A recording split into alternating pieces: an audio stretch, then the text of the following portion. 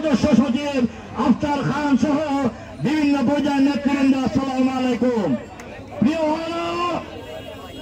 জাতীয়তাবাদী স্বেচ্ছাসেবক দল এমন একটি অঙ্গ সংগঠনকে পতন করতে যারা রাজপথে বিএনপিকে সহযোগিতা করে আজকে স্বাধীন রাষ্ট্রে পরিণত করেছে, আমি সেই স্বেচ্ছাসেবক ভাইদেরকে আমি অভিনন্দন জানাচ্ছি।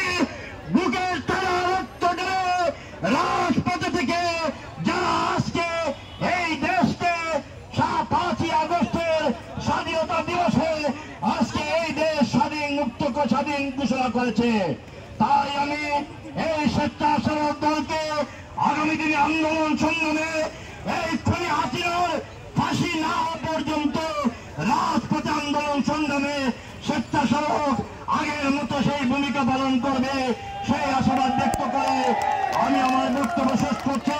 খোদা হাফেজ। বাংলাদেশ জিন্দাবাদ, বাংলাদেশ জাতীয়তাবাদী দল জিন্দাবাদ, স্বেচ্ছাসেবক দল জিন্দাবাদ জিন্দাবাদ।